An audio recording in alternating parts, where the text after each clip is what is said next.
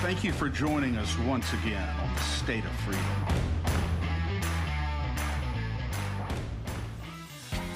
The State of Freedom is a listener-supported podcast. We're committed to pursuing the truth about policymaking, regulatory actions, and political maneuvers in Louisiana and at the national level that stand to impact your freedoms. Please support the State of Freedom by becoming a monthly supporter or member of the Warrior Circle, or by advertising your business, your nonprofit, or your event with us. Go to freedomstate.us. We are bypassing the mainstream media cartel and the establishment political parties in Louisiana and coming directly to you, spreading the uncensored voice of freedom across Louisiana and beyond. Red Zeppelin is the best kept secret, but because of us, it's really not a secret anymore. Anybody who has not been to Red Zeppelin on Perkins Road in Baton Rouge, you're truly missing out. The best environment, the best service, and the best pizza in the state of Louisiana. Go to Red Zeppelin today. Tell them the State of Freedom sent you. Y'all, I'm still figuring this out, and Rep. Schamerhorn, I don't know why you keep popping back up onto the screen. I keep putting you backstage, and you keep coming back, so I'm not sure, but let's just get into it, folks. Louisiana's future is being shaped by some of the biggest issues facing our state, from carbon capture and sequestration projects impacting landowners to the rapid and seemingly unchecked growth of AI data centers, and to the future of our food supply and Louisiana agriculture. During this legislative session, Representative Rodney Schamerhorn was at the center of several important fights to protect property rights, strengthen consumer protection, and defend the industries and resources that make Louisiana strong. And today we're going to go inside those battles, what happened during session, what was won, what work lies ahead, and what these decisions mean for Louisiana's families. Welcome, Rep. Schamerhorn. Thanks for joining us this morning. Thanks for bearing with our tech issues, too. Oh, we can't hear you either. Oh, darn. Let's see. We were doing so good, folks. You have no idea how good we were doing. Hey, as Lincoln would say, it's a slipping, not a fall. It's a slipping, not a fall. That's right. Well, I'll just keep going, and hopefully we'll get the audio set up. We still can't hear you, Rep, but keep trying. I'm Danielle Walker, and I'm joined by my friend and co-host, the watchdog in chief of Louisiana Citizen Advocacy Group, Chris Alexander. We're coming to y'all live, as always, on Voice of the People USA TV and radio network on X, Rumble, YouTube, and Facebook. Please give us a like, subscribe, get into the notifications, send us a star, retweet, share it with your friends, and you can always catch us later on our audio-only platforms, and you know where you watch us or where you listen to us there. So let's see if we have any audio from Rep. Schamerhorn. Nothing yet. Let me see. And you're not muted. You're not muted, so I don't know what the issue is here. Oh, darn. Let me move you backstage and see if I just bring you back. See if that does something. Yeah. Actually, the moving him backstage doesn't work, which explains a lot about our problems. What if we just kick you out and bring you back, sir? Yeah, let's kick him out and bring him out. Bring him back. All right. We'll try again. Yeah. One of the bills, Danielle, that we're going to be talking about, well, three of them actually, are the local option bills. The same ones that were tried last year, just to give local governments and local communities the opportunity to vote up or down one way or the other on CCS. Can you imagine? Yeah. I mean, it's extraordinary. And once again, they were killed by the same people whose names really should be becoming quite familiar to our viewers and really to voters in Louisiana on CCS. Yeah, while we are, let's see, I wanted to give Rep. Schamerhorn just another second. I don't know if he's having issues. I know he was joining by phone. So Yeah. we'll see. Let's just give him one more second, and then I'll Sure. and then I'll read the scripture of the day. Yeah. Let's see. All right. This stuff it's going to be really exciting getting into this. I I know. can't wait. I I can't wait. know. I'm giddy. All Giddy right. here. Well, I'll go ahead and read the scripture of the day Yeah. while we wait for him to come in. But it is Matthew chapter 14, verses 28 through 33. And it says, Peter shouted out, Lord, if it's really you, then have me join you on the water. Come and join me, Jesus replied. So Peter stepped out onto the water and began to walk toward Jesus. But when he realized how high the waves were, he became frightened and started to sink. Save me, Lord, he cried out. Jesus immediately stretched out his hand and lifted him up and said, What little faith you have, why would you let doubt win? And did I say to 33? Okay. In the very moment they both stepped onto the boat, the raging wind ceased. Then all of the disciples crouched down before him and worshipped Jesus. Here's Rep Schamerhorn. Let me let him in. Okay. Hey, how we doing now? We got your audio. Are you able to turn your screen side to side? I did. Okay. Maybe do it one more time because we just see the top. We see basically your eyebrows. Okay. Maybe the frame is frozen. Maybe that's all it is. Okay. They don't need to look at me. Go All ahead. right. Fair enough. Well, I was just I'm nothing special to look at. Okay. Oh my goodness. We'll get a picture and put up in place after. The voice is what is important for you. That's right. That's right. Well, I was just reading the scripture of the day, and it is it's the passage about Peter wanting to step out onto the water with Jesus. And so I just wanted to share some reflections on that this morning because I was just thinking when I read that, how many of us are like Peter? We say, Lord, do you have an assignment for me, an adventure, a plan, a purpose, a destiny? If so, tell me what it is and I'll follow you and I'll do it. And then one day, so we pray that prayer for a while, right? And then one day the Lord speaks to us clearly and he says, you want to come? You sure you want to come? Here's your assignment. And this is it. Now come. And so many of us are like Peter and we jump out of the boat into the water and we say, oh dear, what if I didn't hear correctly? I'm not sure I got that right. And we start to sink and we get overwhelmed by the waves because we did not hold on to the word of the Lord in faith. And of course, we can all criticize Peter, but there were disciples in the boat who never got out of who never got out on the water. And so, there's those of us like them who never get out of the boat because we're too busy analyzing why the instruction the Lord gave us is impossible and why it's an assignment we would never be able to fulfill. So the point is this: with Jesus, all things are possible. And he has seeds of destiny planted in each of our hearts. He has great wild adventures plotted along our path, and our job is to trust him, to obey him, and to remain steadfast in our faith that he said what he said. And remember, the enemy's oldest trick is getting us to doubt what the Lord said. Adam and Eve listened to the enemy's manipulating words, the serpent's words. Did God really say? And because they operated outside of faith and listened to that manipulation, they got kicked out of the Garden of Eden.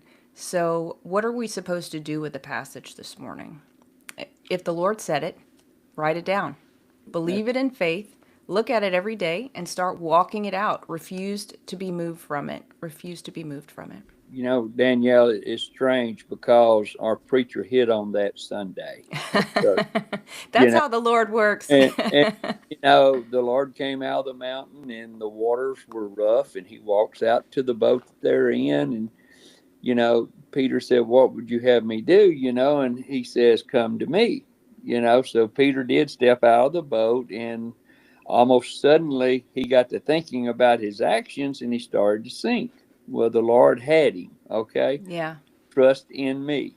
So it's strange, what doubts gets in your mind about what God really wants you to be doing, and I'm one that believes that each and every person that was ever thought of being born from God has certain gifts from God. Yeah. Look, we have surgeons, we have IT people, we have all these people that actually have a gift from God, and God has a plan for you out there, and you Yeah. just trust His guidance. Yeah. Right. Right. None of us is here randomly. No, And one of the things that I'm thinking about here as we're talking about this is, and it's not always the people who are the best known in this life. It's not always the prominent no, figures. Many of the greatest people in history are buried in essentially unmarked graves, and often their reward, I guess, is in the kingdom of heaven because they weren't seeking fame and fortune in this right. world, and we don't even know who they are yet. They did just extraordinary things anonymously, and we don't even know who they are. So I just think it's powerful. The other thing that strikes me is, it is absolutely amazing how at least me, and I'm sure this applies to other people, you can be going, you have your faith is strong, Christ is right there, you're right with him, and then you can be overwhelmed with this thought of that just can terrorize you and just sort of paralyze you momentarily. And then you've got to refocus on Christ and just try to, the challenge is, I guess, to always put him first and to always keep our focus on him and to always make time for him, because it seems like he's always the first thing to be put aside when we immerse ourselves in the chaos of this world. And I guess, Rodney, that's kind of the way the devil would want it. It is. It is. The devil.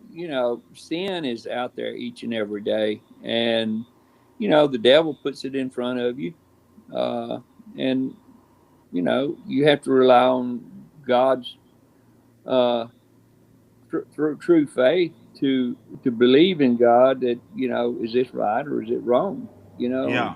But the devil, I mean, he's out there every day just tempting you, like you said, Adam and Eve, Yeah. in the garden.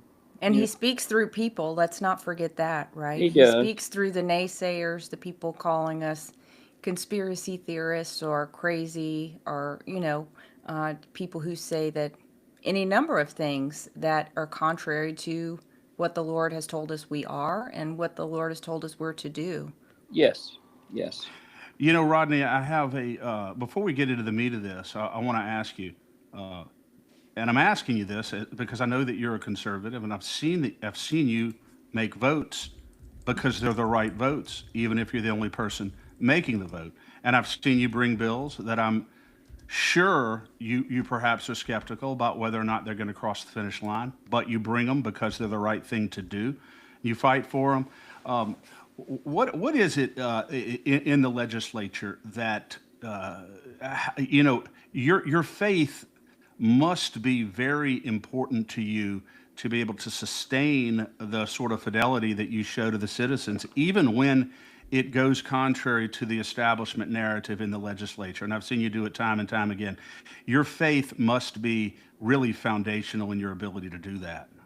it is. We have two different groups of prayer groups that come to the Capitol and take care of us each and every week, and that's Michael and Rodney, and I try to attend both of them. And it's not because it's just your duty, because you're out of town, you don't get to go to Bible studies and stuff like that. But I do that because you want to know who is like minded in the group. We have one with Brother Rodney on the Senate side, and we have one with Michael on the House side. And it's surprising that it's just so few a number in these groups that do that. But look, I really believe that it was God's will for me to be here, especially the second round, because I had such strong opposition from everyone, and mayors, and I was running against a mayor, and I had all the mayors, I had police jurors, and they were actually, the police jurors were, and the mayors were actually going to these low forums that people were having for us, and really talking, negative about me, because, at that time, Governor Edwards had vetoed all of my projects. They said I couldn't work with any of them. Well, I wasn't Mm. sent down there to work for them. I was sent there to represent my district, the people of the district. I didn't go down there to represent the police jurors, the school boards, or the mayors. I went to represent my 44,000 constituents. Yeah. Yeah. And you know yourself that on the western side of Louisiana, we're very conservative, and that's the value that I bring to Baton Rouge, along with a few others. We're Republican, but more than that, we're conservative, and to me, there is a difference. Absolutely, and that difference is becoming increasingly obvious by the day, it seems like. But speaking of representing your district, Rodney, I want to talk about the local option bills for carbon capture and sequestration, which is not the first time, frankly, that these bills have been brought. They were brought We've been last doing year. them for 3 years. Yeah, the third year they've been brought. It was, this year 497, 498, and 504, Vernon, Beauregard, and Sabine, to allow those parishes to make their own local determination with respect to carbon capture and sequestration projects and not have those projects imposed on them statewide. Tell us about those bills. They were voted on in the House Natural Resources Committee and all went down. The same people always voting against. Tell us about it. Did it surprise you? Anything interesting that happened with regard to those bills? We started the session off with Mike Johnson's bill, which was essentially one of the same bills. So whenever it failed, we couldn't get them scheduled into the committee rooms until the end of session, more or less. And we knew that they weren't going. There were more bills that other representatives had put together, but they decided not to run them because they knew it wouldn't go anywhere. But look, I had 3 resolutions from the 3 police jurors opposing. So it was my duty to go ahead and run those bills, even though we knew they weren't going anywhere. Yeah, but Rodney, you knew, not to interrupt you here, I just think it's really important that our viewers know this. These 3 parishes, Vernon, Beauregard, and Sabine, all 3 have memorialized resolutions opposing carbon capture and sequestration. Yes, sir. And yet you go before this committee and could not get it through. And what's really sad, Chris, is we vote on gambling issues, we vote on alcohol issues, we get to vote on all of this other kind of issues, but then whenever carbon is such a forefront that's in a scam, in my opinion, but they wouldn't listen to the local government body, to oppose it, to keep it out. So it's not dead. I get criticized all the time because I'm not one of these Facebook guys. People, they criticize me all the time because I'm not on Facebook. We go through, we had a training in the Republican caucus, and they said, if you're not putting stuff on Facebook 2 times a day, 3 times a day, you're not, doing a good job. That's not the person I am. It's just not. I'm going to have town hall meetings in July in all 3 of my parishes. But you know how many people show up at those town halls? 8 or 10, maybe. Yeah. Out of 44,000 people, you'll have 8 or 10 show up. But you have to do them. And we have some representatives who do a great job. I have a hard time hooking up to y'all, So, and it's just not me that does, that it's not about me, and that's why I'm not on Facebook a lot. I used to get up for years and wish everybody in my friends list a happy birthday. Okay.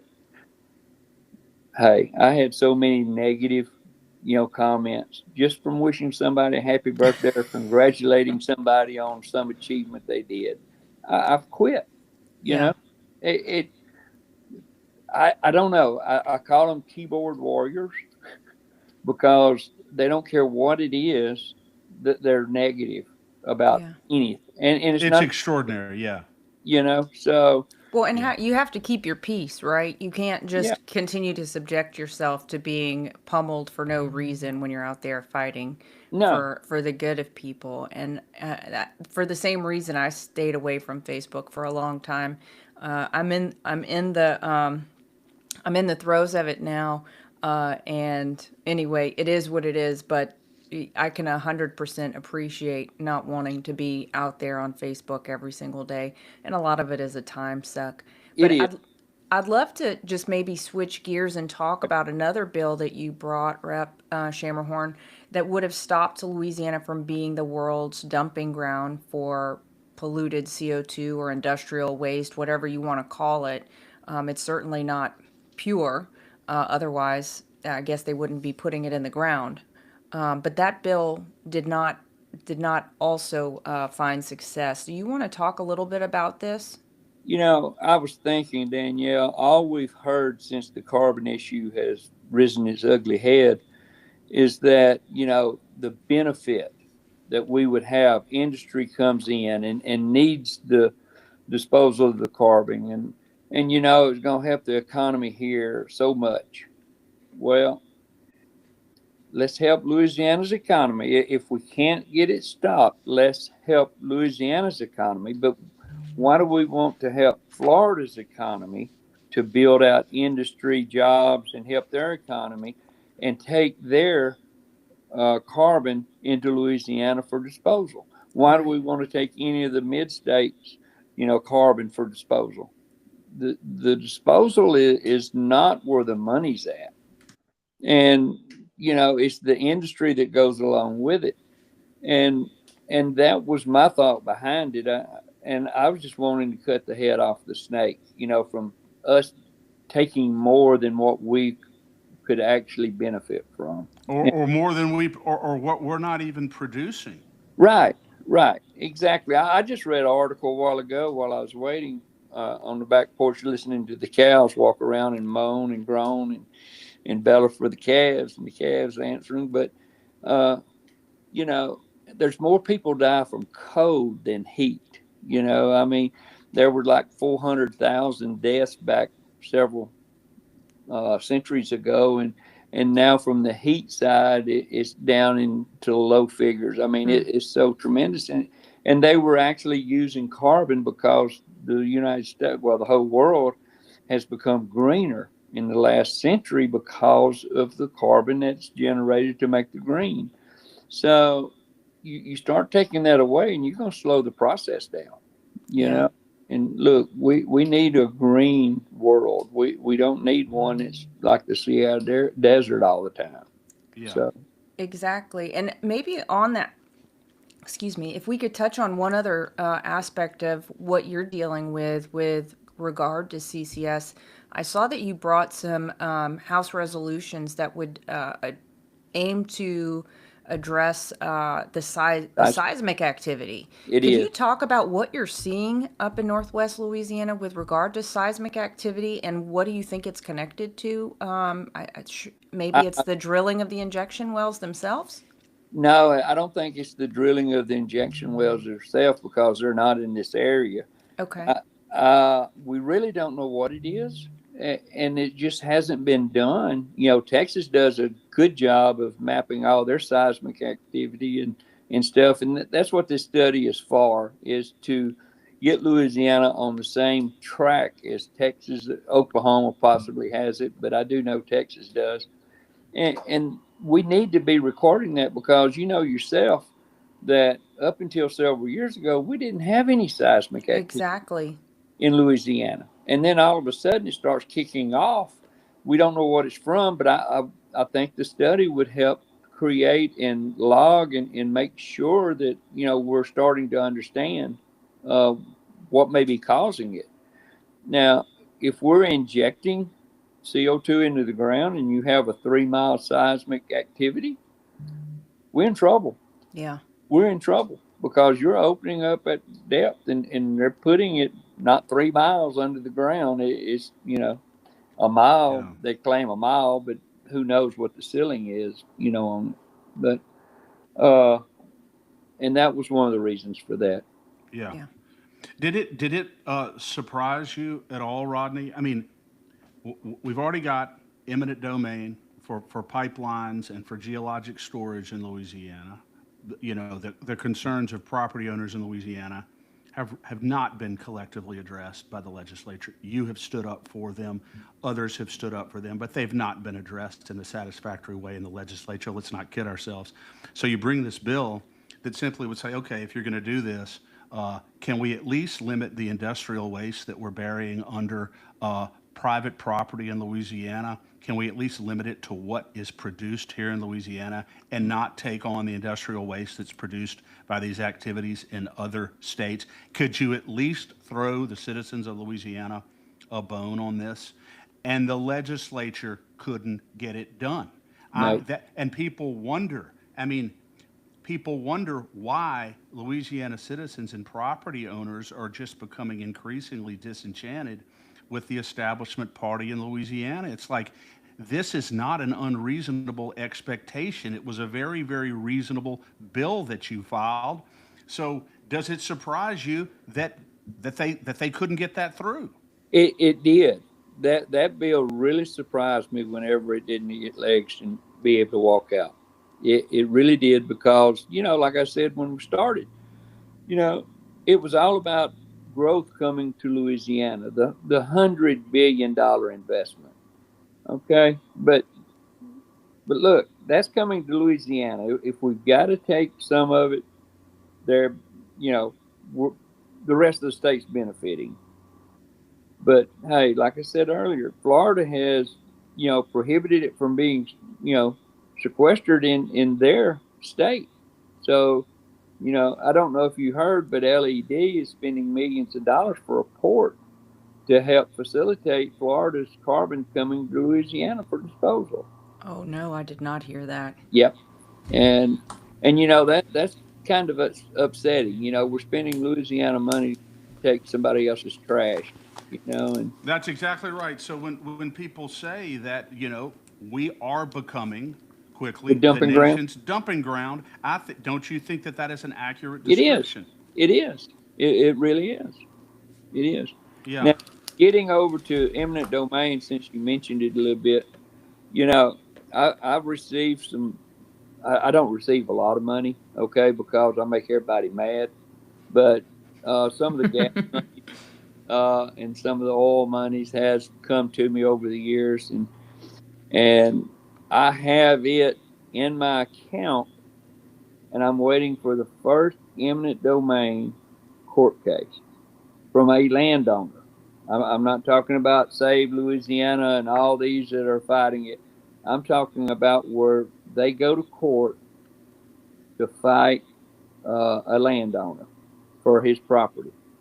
I'm going to give it to that first case to help on his on his attorney fees. That's awesome.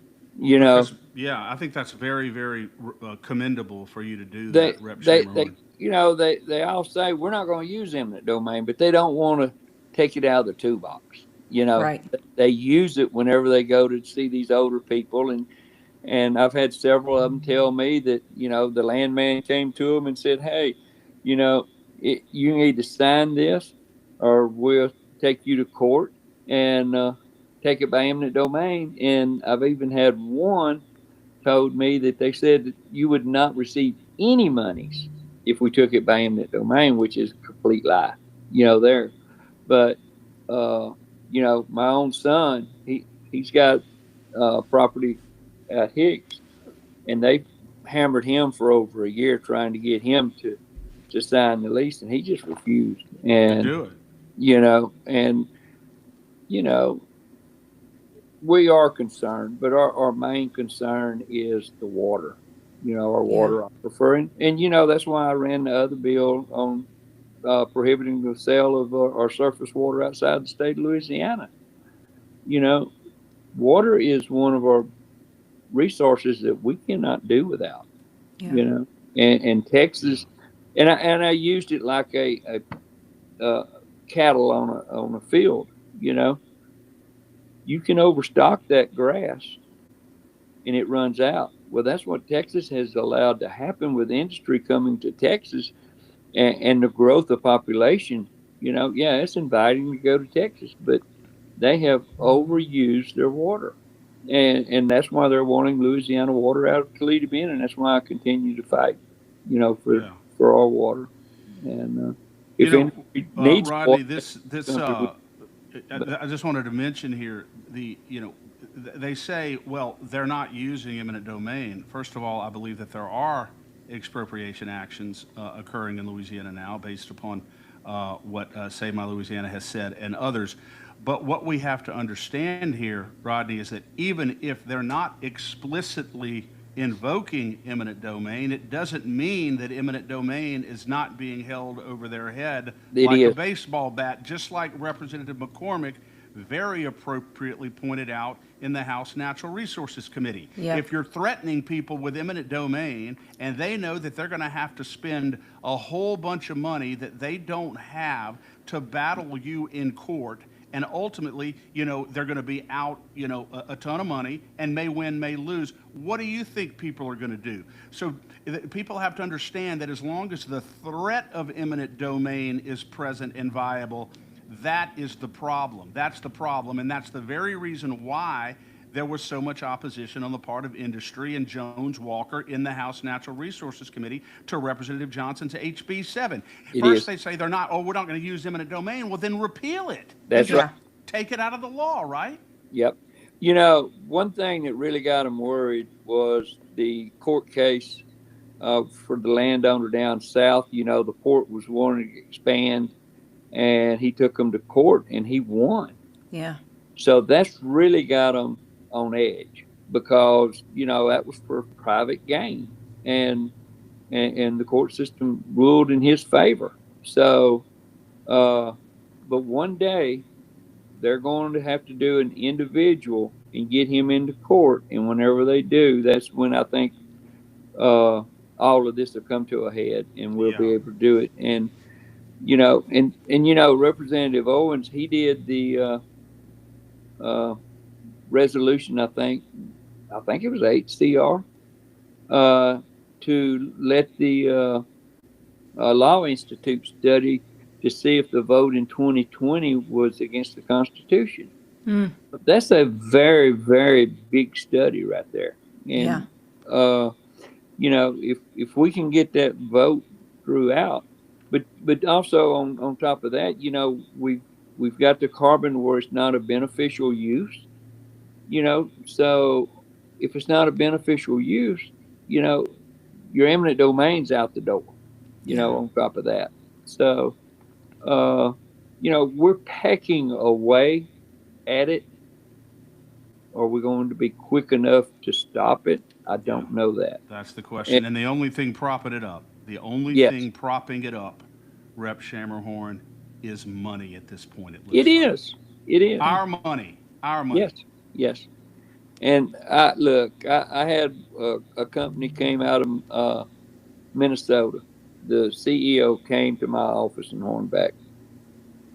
They have a little gas plant in Sabine Parish, and he came to me because he knew I was opposed to sequestering CO2. And, he came and he wanted to know my opinion. And I said, look, my opinion is I'm not for it. And he said, well, we do a lot for Sabine Parish. And I said, I know. And we do appreciate that. He said, well, this here would just add to what we would be able to do. And I said, well, take into consideration, and he told me exactly where it was going to be. And it was going to be in the woods and all that. And I said, yeah, but you're going to have to get your pipeline through to it from where you're at. And, anyway, we stayed at it for about 2 hours in the office, and he agreed that he was going to go back and tell the board that it was not a good deal to do. And but he actually got on a plane and flew down here. The CEO did, and met. So if they would all come and actually ask the deal, I think it would change a lot of these boards' mind. To see what the activity. But look, they have hired guns to go out there, and they're landmen, uh, where we live right here, there was another group came to see us, and you know, they actually asked the landman that, "What do you think?" He said, "Look, I've got a job to do." He said, "If it was me, I wouldn't do it." But he was an oil and gas guy, but he was Yeah. CO2. He said, "I wouldn't do it." So, there was a couple did, but a majority of us didn't sign that lease. Yeah. And it, it's just the CEOs, they're like any CEO. They're looking at the number side of it. They're not out in the public to see what actually is going on. And Yeah. and look, I'm going to throw the timber people in there. The same thing with timber. We all blame the loggers for uh, tearing the roads up. Well, the loggers have a job to do. It's the timber companies that need to be footing the bill, not the loggers. Yeah. And timber, they're taxed at around $3 an acre. And it's just not. It doesn't hurt them at all. Yeah. Yeah, and Rep. Schamerhorn, one point I just want to draw out of what you're saying, that CEO came to you in the parish that was affected, to the area that was affected, when so many of them seem to be having or peddling their influence in areas that are not affected.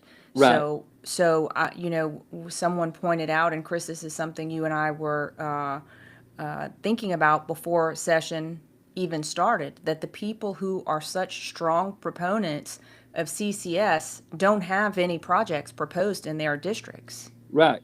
Right. And that's the main thing.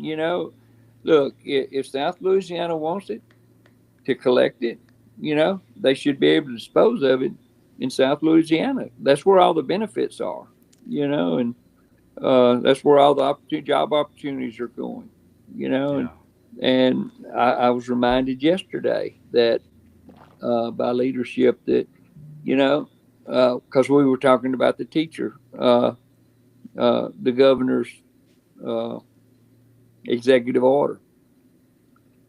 And I told, I was going through what our finances were on my three school systems. And, he said, well, they're refusing some benefits from industry. And I said, no, sir, they're not. That's not where it's at. I said, there's very little benefit. It may be a little financial, but the risk is not worth the benefit that would be coming for the disposal, Yeah. Yeah. And we had chip mills came to a meeting and they said, man, we're going to have 100+ jobs, and the loggers will have somewhere to bring their stuff, and to, get the wood chipped, and it'd just be this wonderful deal. But we can't come unless we can dispose of carbon. They were here to uh, really push the police jury into saying, "Hey, okay, we'll trade this for allowing the disposal." Well, Who's mandating for the timber companies these ESG requirements? Who are they selling their timber to that needs low carbon timber?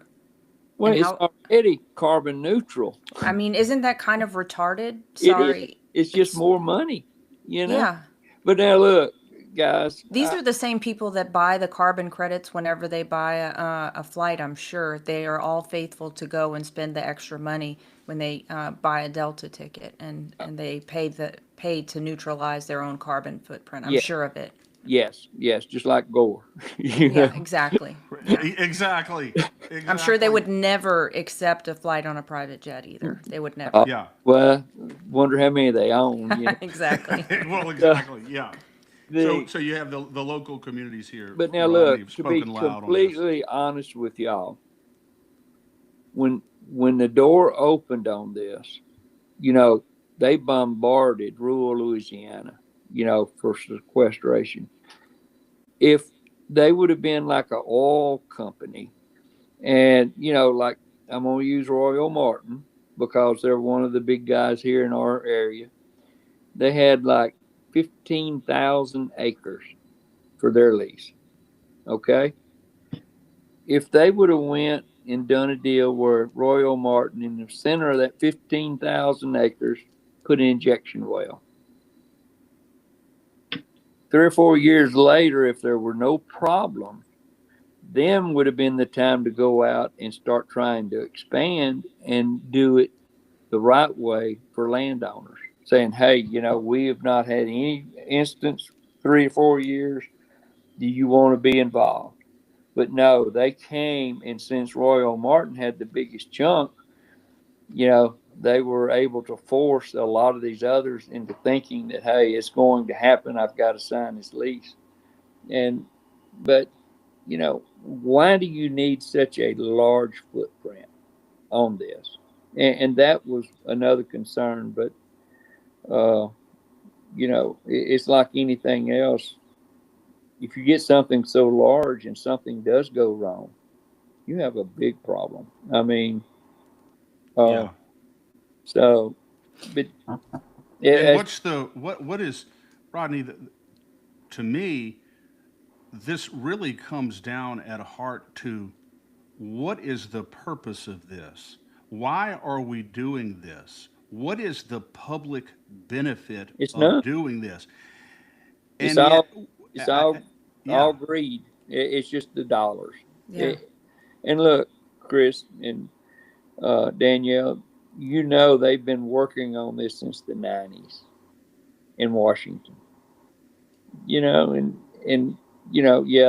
kind of blindsided us in 2020 because we was going through COVID, everything was shut down. It was the golden egg for us to be able to kick, and we didn't know any better. So but they knew better, though. they did, knew and better, they Rodney. knew, and that's why I said it actually started in the 90s. And Gore was heavily involved in it, and I don't know who all in Washington was heavily involved in it, but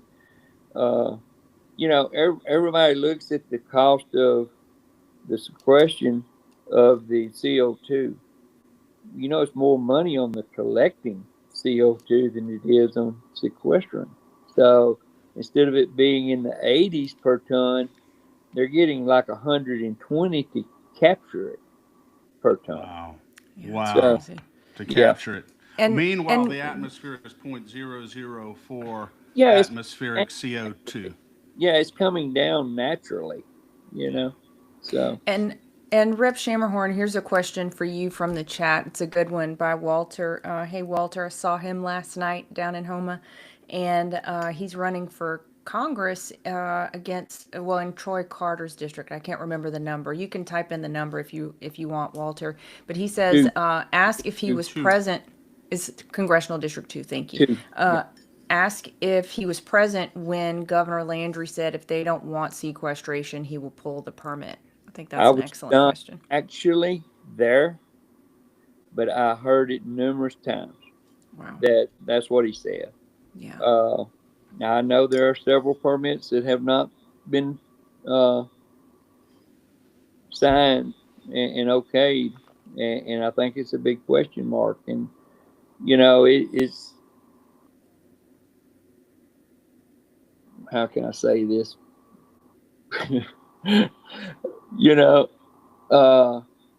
I think whenever that was said, because it was later said by leadership that, if you don't want any of this, don't expect any roads, bridges, Right. anything like that, so it's punishment. But, they don't understand rural Louisiana is get the hell out of my life. Tell me what I can do and can't do. This is my life. That's right. And look, I was on the police jury in the 80s. I ran for one term, and we got a lot done. I was building my business, so it was a conflict of interest, so I got out. I didn't run for re-election. But, one of our main deals was, we need industry in here to keep our kids in Louisiana. Okay? I was at the age coming up to where college was important, but it wasn't as important as when my kids were coming up. Yeah. So, at that time, we required all children to go to college if you want to get ahead. Now I think that Louisiana doesn't have enough of that type of job. So everybody we were educating were actually leaving Louisiana and going to the rest of the United States.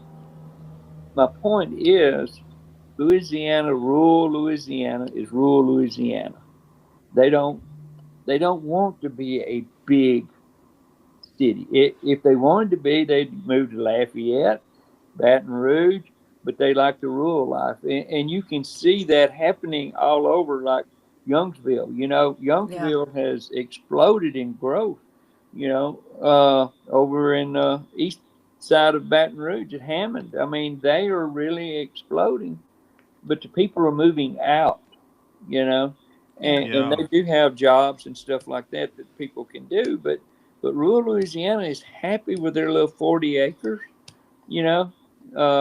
get to see everybody at the store, and that's just the way of life, And if you've never lived on a lake, Toledo Bend is a wonderful place to visit or to live. And that's like that on all lakes and the bayous and everything else.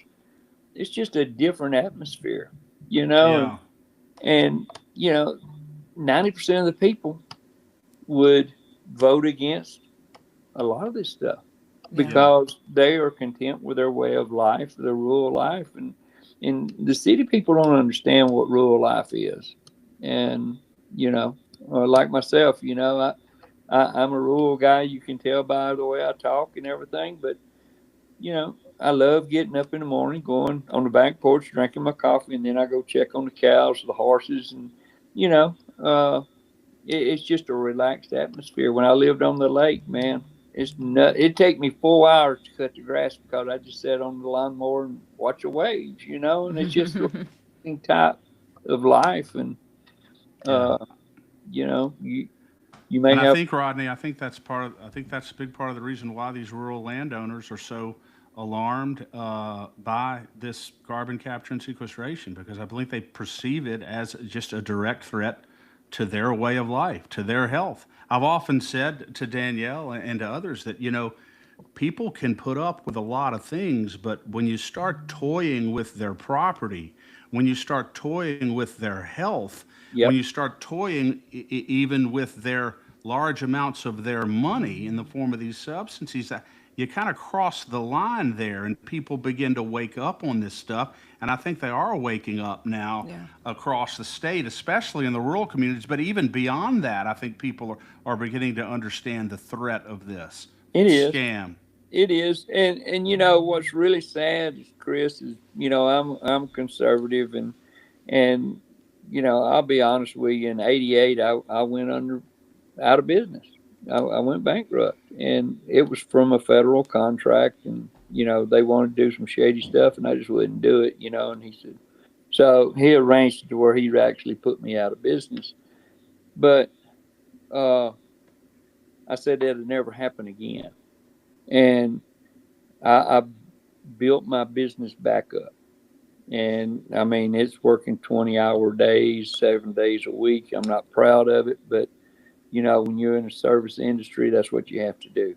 But it's the price. It's the price you got to pay.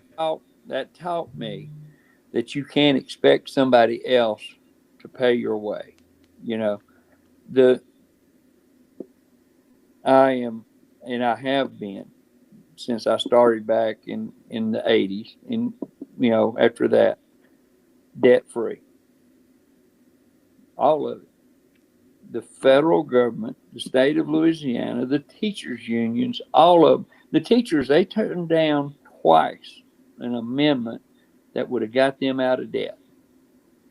And, on the retirement side, and gave them a raise. Why in the world do they think that they need debt? The Bible even says, hey, owe no man. But yet, our nation's what, 40 trillion, coming up on $40 trillion in debt, and we're going to give $1 trillion to a carbon scam? Now, Well, that's true there. True there. I got to push back a little bit though on the amendment though, Representative Schamerhorn. I certainly understand the debt, and yeah, you need to retire the teacher's debt, but I think that there are ways to do that that don't require the rating of education trust funds or the liquidation of dedicated education trust it, funds, which have they been in were, existence for a long, long time. And but then again, I mean, we don't. I understand your point about the debt. I just think the way that the governor wanted to go about doing that through that amendment, we didn't agree oh with yeah, that. no, and that was hard. Okay, I but there again, the other retirement funds was not coming out of any of that. We're paying, well, we're the school systems are paying like 8% interest on that each and every year, and the money that was sitting in that fund is collecting about 1.5 to 2%.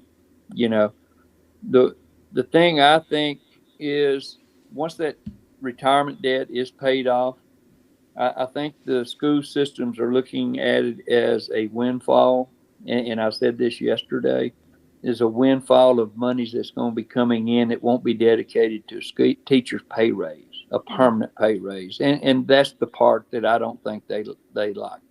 Maybe not, maybe not. But is there any reason why? I know you weren't a part of this, Representative Schamerhorn, but Louisiana Doge was instituted with great fanfare, probably close to a year ago now, or if not even longer than that. I think it's And a little longer than that. And if you compare the effort of our Louisiana Doge to the Florida's Doge, it doesn't seem as though there's been any real robust uh, development there or progress on Louisiana Doge, particularly as it relates to the 500 or so regulatory agencies. You realize that we have 500 regulatory boards and agencies in the state of Louisiana?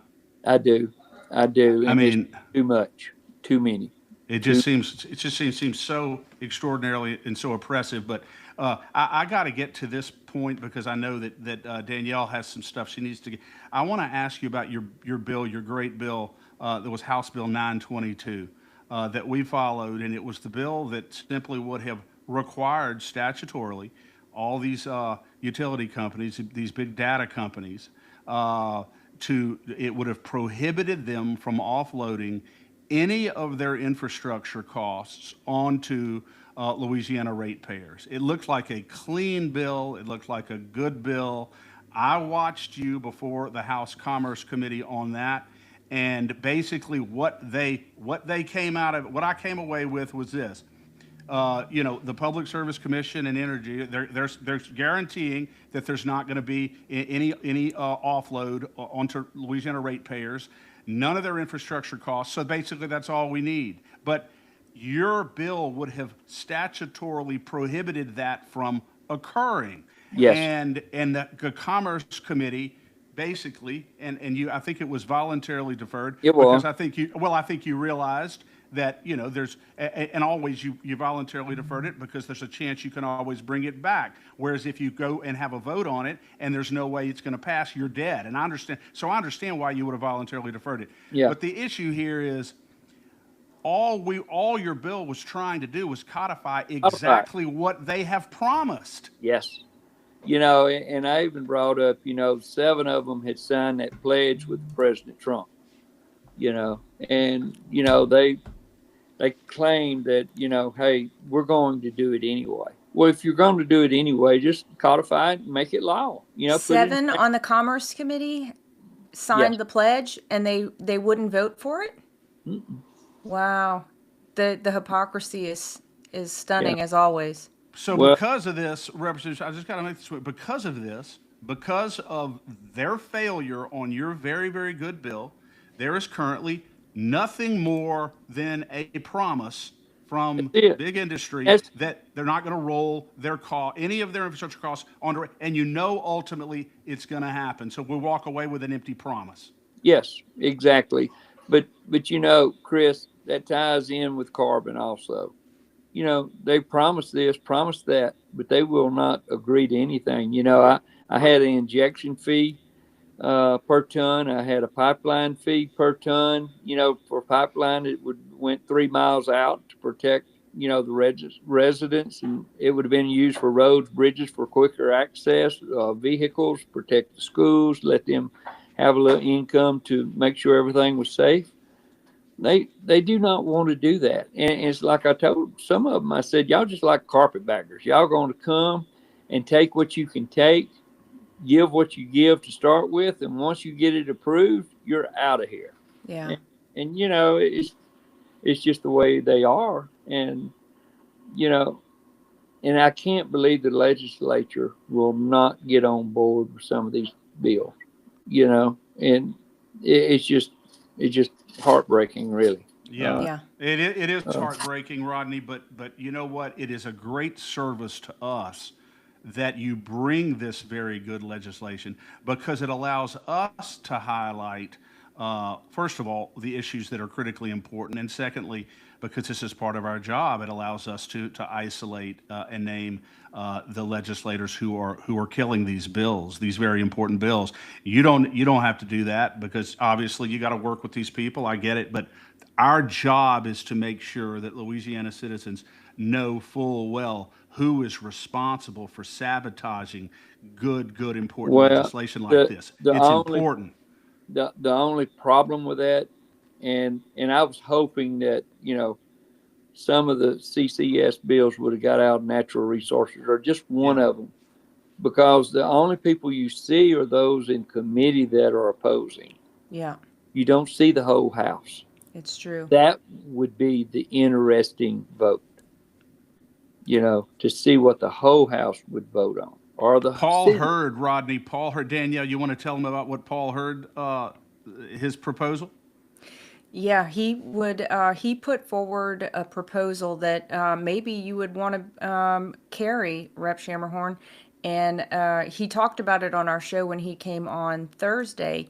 But basically, the idea is if you can get 20 state reps at any point during the session to say that we want a full floor vote on a certain bill, whether the bill's been killed in committee, whether the bill has lied dormant in committee, whether it's passed and hasn't moved on the House floor, any of those scenarios, it would allow for the reps to call forward the bill, and it would put the speaker in a position to have to absolutely run a vote on the bill, because I think he said that you can't run any other bills. Once that call is made, no other bills can run in front of it. So it would completely put gridlock on the entire House operations.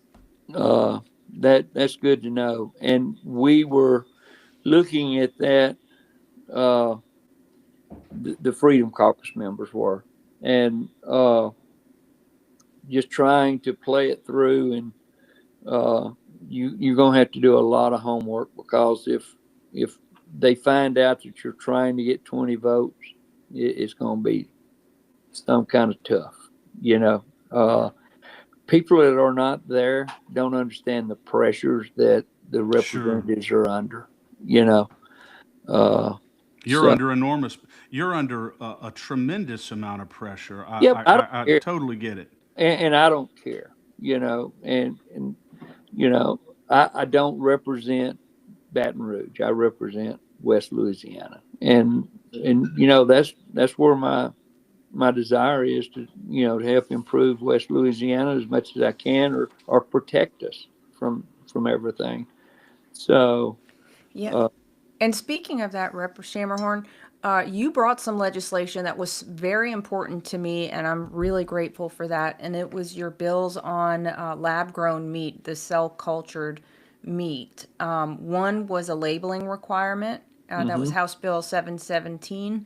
That passed through unanimously, and the second one was going further, and that one completely prohibited the sale of it, I believe, in the state of Louisiana. It does, and the reason behind those was the reason I ran the labeling bill first is if to prohibit it, the Supreme Court in Texas or Florida had a Supreme Court, but it was on one part of the labeling. I mean, on the prohibiting the meat. Texas has one for commerce part, and that's in Supreme Court. That's why we also added the amendment that depending on what the Supreme Court does, it would then become law. That's the same amendment per se as the abortion law. What that does is keeps us out of the millions of dollars fighting a lawsuit because they're coming, So that's the reason, Rodney, because when we first looked at that, our instinctive response to that amendment was completely negative, and it's because our state seems to have a pattern, unfortunately, of bowing to the knee of the federal government and not asserting the sovereignty that the Constitution vests in us. And to say that the law can only be enforced if the United States Supreme Court ultimately decides that it's constitutional, to us looked as though it was simply a deflection and an excuse not to enforce the law. Since then, we've had some discussions that sort of have influenced me in a different direction. And I think, Danielle, that these lawsuits and the cost of these lawsuits that would be paid probably by the agricultural department in Louisiana, would be absolutely debilitating to them, and therefore they want to wait and see what the U.S. Supreme Court ultimately does. Again, the concern that we have is whether or not it ultimately gets to the U.S. Supreme Court and when. And in the meantime, what is occurring on this issue? That was our concern, but we understand the other side of it. But yeah, and that's what it is. Look, Chris, you understand that every time we do something, the lawyers line up because they're going to get their pockets filled, and since Florida's ran it, Texas has ran it, and there's probably another like a Nebraska or somebody like that has done it. That's why I went ahead and allowed that amendment, because the Ag Department has no monies available for lawsuits. I get it. That would come out of their direct budget. So, yeah. But anyway, that's why we allowed that. But I did want to, and look, getting back to the Commerce Committee, one of the main deals with that was commerce. They keep saying commerce, and that's what they said about whenever I tried to prohibit the carbon from coming into Louisiana. It's against commerce. They would bring you to court, and they would like it's against the Commerce Clause in the Constitution? Yes, because that is crazy. I know, and I want to do a lot of studying while I'm off this time. There are plants and mushrooms that are prohibited from being sold in the state. So how can they even have the temerity to say that carbon toxins are not, that would be against the Commerce Clause? That's insanity. But that's what they used on the meat, the carbon, and the electric. Okay. Yeah. Well, that's very selective, isn't it? For several years ago, Joe Orgeron, our good friend, on carbon, he ran a bill for wine because there were some wines that couldn't come into Louisiana. They were prohibited in coming to Louisiana. So I think the bill passed, and we got it passed. So now they can come into Louisiana, but before it was a law on there. But there's a whole lot of research has to be done on what can and can't be considered open commerce. Right. What you can. And so much, Rodney, so much of the tyranny that we see imposed on states by the federal government is always done at the altar of the Interstate Commerce Clause, the point where it's been so distorted and so abused that state governments and state legislatures are not even allowed to engage in actions that protect its own citizens from clear and obvious threats without being without it being vitiated under the Interstate Commerce Clause. I can tell you that our founding fathers absolutely did not envision the way the Interstate Commerce Clause is being used and abused in our country right now. I don't think they did. No, they did not foresee that. Now, look, they did a great job on it, but there's so much change since it was written, and so many abusive that have been tried in some of these liberal courts have allowed to move forward. And the way of the land. So. Well, honestly, I'm just continue to be very, very impressed with your efforts in the legislature. I was there firsthand and watched some of the votes that you made on principle, the right votes, and I wish we had more in the legislature like you, but I have no doubt that others are inspired by you and the resolve that you show in the legislature. So it's just an incredible pleasure to have you with us today, and I know that you're continuing to fight. And win, lose, or draw, Rep. Schamerhorn, it's important that you know what you do there benefits us so much because it allows us to shine a spotlight where it needs to be shown so that ultimately we can contribute to the effort to return our government to the people and make sure more people like you are serving in our legislature. So God bless you, sir. Thank you. Yeah. Thank you for joining us today, Rep. Schamerhorn. Hope we'll see you soon. Yes, ma'am. Awesome. Hey, Chris, I've got one real quick. Have you gave us the scorecard yet? Not yet, but they'll be coming out here soon. The next couple of weeks, we'll have them out and ready to go. And I'm looking forward to getting that done. Okay, sounds good. Look, I certainly do appreciate y'all taking the time to have me on. And anytime y'all need anything, just holler, reach out. And I will be looking at Hurd's deal, and we'll be trying to figure out a way to do that for next session. Awesome.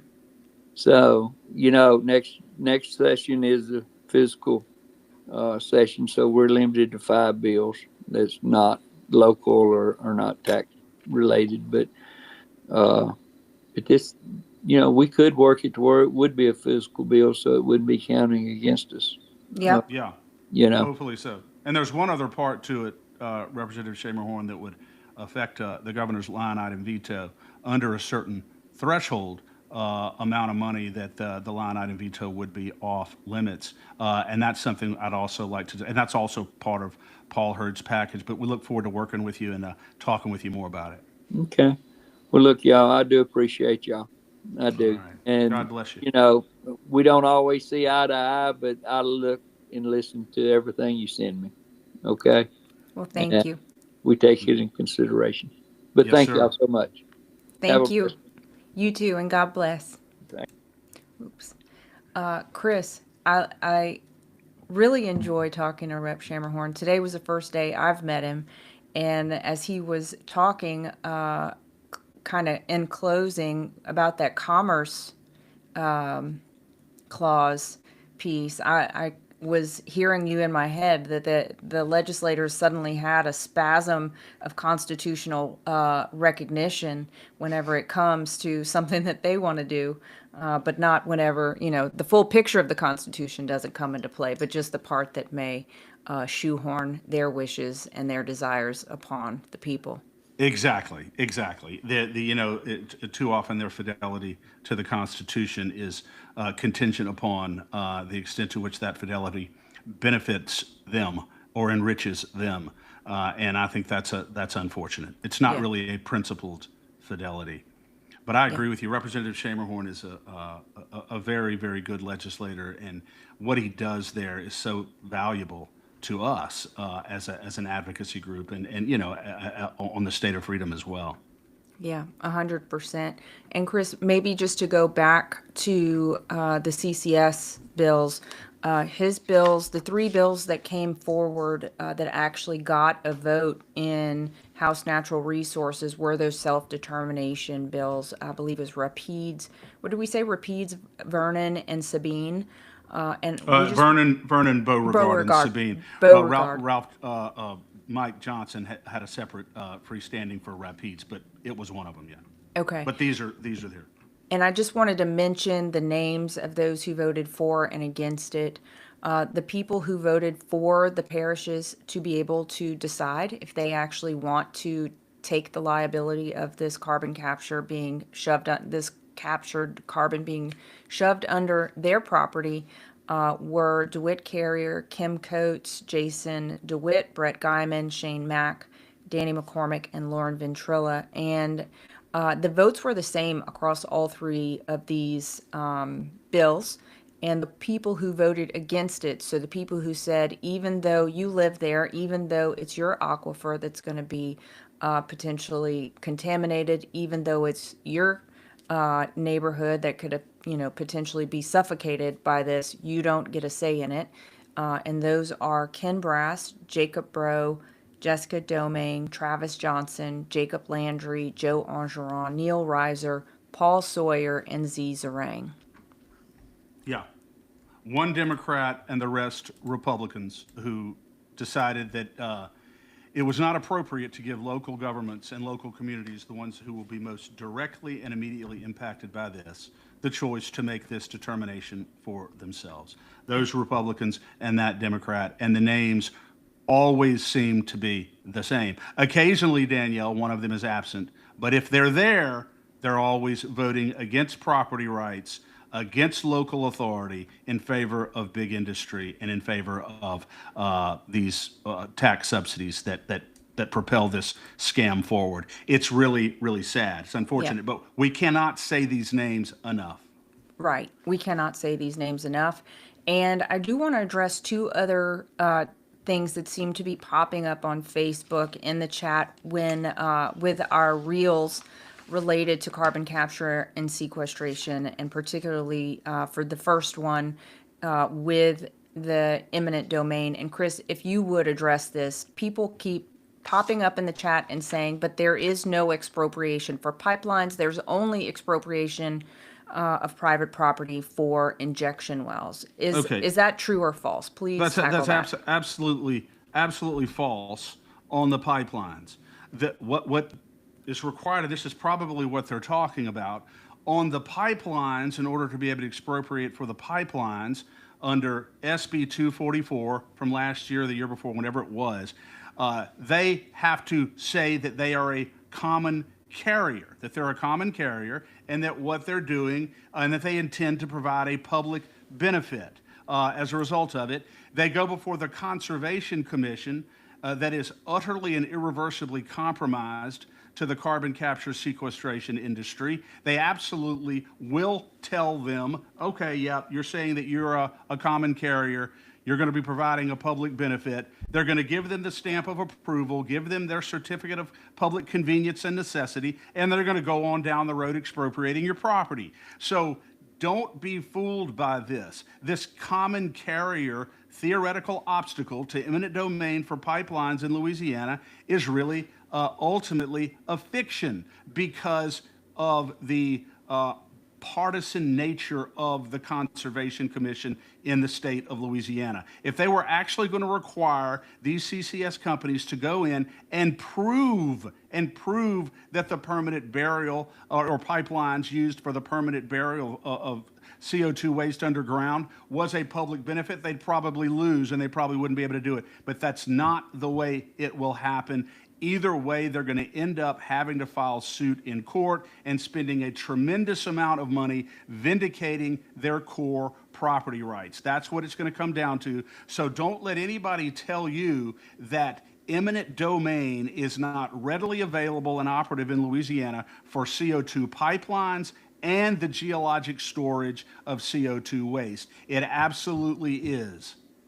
Very well said. Thank you, Chris. And the other issue I want to address that's coming up in the Facebook chat, not live now, but it's been coming up in the Facebook chat over the last couple of weeks as we've been talking about carbon capture and sequestration, is that we have to do carbon capture and sequestration because of European demands for low carbon fuel. Otherwise, we're going to get left behind as a state. And I'll simply say this: carbon capture and sequestration is not energy development. It is taxpayer-funded waste disposal, and Louisiana is the place that these companies have set their sights on to be the world's dumping ground for toxic waste. Why should we back a Ponzi scheme that gives big corporates and corrupt politicians all of the benefits and leaves Louisiana citizens with all of the liability? It does not take a background in chemical engineering to oppose that. You can call us conspiracy theorists until you're blue in the face, but this is pure common sense. This is looking at the facts. This is not, you don't have to be some kind of physicist to understand this. This is very straightforward. If you start looking at the incentive structure, the incentives are all for the big corporates, and the big corporates know how to incentivize the politicians. So don't tell me that this is for my good. Absolutely, that this is for my good, and don't dare say that there is an organic market demand for carbon capture and sequestration, because there absolutely isn't. It is propped up solely and completely, and everybody knows this now, with our money in the form of billions of dollars of federal tax credits. And if you take those away, this whole enterprise folds up like a cheap lawn chair and goes away, and everybody knows it. The thing that it continues to stun me, Danielle, less so than 6 months ago or a year ago, is the fact that even though there clearly and demonstrably is no public benefit to this enterprise, even though it's clear and demonstrable that it's being propped up with our money, that it is invoking the use of eminent domain to seize people's property for an activity that is actually dangerous if it gets down into the water aquifers, as most scientists have said, the ones that we've spoke. Despite all of that, they continue to move forward headstrong with this, in the face of the overwhelming opposition of Louisiana citizens. I cannot continue to get my arms around this. You know, when Jesus said, Danielle, that the love of money really is the root of all evil, I cannot help but think of this one issue, because it's all about the money. Yeah. That is it. Yeah, it is all about the money. And if this is an issue that you are interested in learning more about, if this is an issue that gets you hot under the collar, I would encourage you to read my Substack article series. It is, you can just look up Freedom State US on Substack, and I can drop it in the chat as well. But this is where I have been digging into this, and really, I think, trying to tackle these points that people say are the reasons we have to do this, and saying, no, we don't, absolutely do not have to do this, and there is an alternative. And what's happening is our energy independence and our energy future is under attack by this CCS, because the money that's being spent on that is not being spent on shoring up refineries, is not being spent on building the infrastructure for energy companies to actually do extraction. The CCS projects being proposed, some of them are even in the area where the Bossier Formation is, which would completely, maybe, at least it would inhibit potentially the ability for companies to extract. And so what good is that doing? That is cutting off your nose to spite your faces while enriching a few. So anyway, I think I may have beat a dead horse on that one today, but it just really gets me very angry when people tell us that we have to do this or we're going to get left behind. No, we're not going to get left behind. We have to stand up and stand our ground, literally for our ground, or else we're going to have to move somewhere else. I cannot say it any better than that. That is absolutely exactly what is going on. Exactly what is going on. Last point on this, Danielle. You have, I can't tell you, periodically on social media, you've probably seen it, where you'll have, why are people like Dr. Fleming so focused on carbon capture and sequestration? Why are these people so focused on carbon? And the answer is very, very simple, and I really need you to understand this. It is because it is the issue in our state that involves billions of dollars of our money, our core private property rights, and the health of our water system and the health of our children and their physical safety. That's why it is so important. That's why it's important to take a stand on this issue right here and right now. It's a battle that we have to win, not just for us, but for the next generation. We have to win this. And if we want industry to come here, we have to not destroy the state so they actually want to come here. Exactly. Okay, a couple of announcements, Chris. Tomorrow on For the Love of Freedom, I will be having Dr. Fleming back with me for a little bit more of a personal sit-down conversation. People, I'm tired of the politics of it. Everybody's kind of exhausted by the race in a way because there's so much negative stuff, namely by the Let Low campaign coming out. You can't turn on the TV without having 3 ads. You can't even look at your phone without getting a text message, and you can't go to your mailbox without having multiple mailers in there full of lies. So I just want to sit down with him tomorrow and talk about what made him the man he is today and get into that rather than, leave some of the political stuff aside and have a more human conversation. So I'm really looking forward to that, and I think y'all will enjoy it as well. And we want to make sure that Saturday is not that you could forget because you're seeing all those text messages, but get out and vote on Saturday. This is a really, really important election. Not that much is on the ballot, but what is on the ballot is very, very important. Extraordinarily important. I'm going to listen to your interview with Dr. Fleming tomorrow, Danielle, and I agree with you that there's so much negativity, so many lies that are being directed against John Fleming, yet he still moves forward. And I believe that the grassroots are increasingly lining up behind him across the state of Louisiana. So I'm looking forward to watching that interview tomorrow. I just wanted to mention a reminder to everyone to continue to follow the State of Freedom, support the State of Freedom, support LACAG, LACAG.org, as we continue to build and continue to move forward, because we want to be and we will be your portal and your voice for constitutional liberty in the state of Louisiana. And I'm so happy to be filling this niche, Danielle. Yeah, and because of our viewers, Chris, because of the dedication of our viewers, we're getting over 1 million views per month, at least, minimum over 1 million views per month, maybe 1.5 million in some way, shape, or form with this message. So thank you all for sharing it, and please do support us. Join the Warrior Circle if you want to have some perks that are exclusive to Warriors. Go to join.freedomstate.us, and to support the advocacy work, go to lacag.org / I think it's donate, but just go to lacag.org and you'll see join us, and that's the button you want to press. So thank you all. It means so much to us, and we need y'all to be able to keep this thing going. So between LACAG, Danielle, social media, and the State of Freedom social media, we're looking at, on average, between 2.4 and 2.5 views aggregately every 28 days. Million. Between 2.4 and 2.5 million views every 28 days. That is beginning to develop real reach and real influence, and it is only because of the yearning and the interest and the support of citizens across our state. 100%. Well, God bless you, Chris. I'm running late for a lunch, so I got to dash off and look at some state reps eye to eye. So we'll see you. Well, I wouldn't want to be them. I will see you on Thursday, Chris. God bless you, man. You too. Tigerland Properties. These are licensed professional realtors in Louisiana. Commercial, residential, investments, whatever you choose to do. These people, whether you're buying, whether you're selling, whether you want to invest, these people are the best in the business. They really are. Tigerland Properties.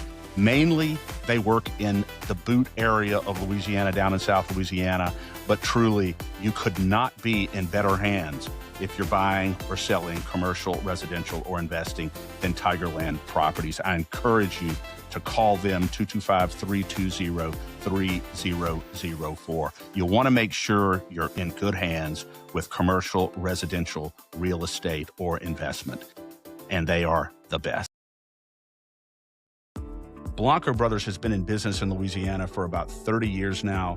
I have personal experience with this company, and I know others who have as well. If you have a business or a home and you've got roofing, gutter, sheet metal issues at all, one number you need to know, and that's Blanco Brothers Construction. He will treat you right financially, and he will take very good care of you with regard to the quality of the service that he provides. I cannot recommend Blanco Brothers Construction more highly enough. Memorize the number 225-226-4222. Blanco Brothers Construction, the very best in the business. Thanks for joining us today on the State of Freedom. Any follow-up actions, resources, and links to our sponsors will be in the show notes. All calls to action can be taken at lacag.org. That's LACAG.org. To learn more about our work, become a monthly subscriber, supporter, or advertiser at freedomstate.us. The State of Freedom, the #1 conservative podcast in Louisiana.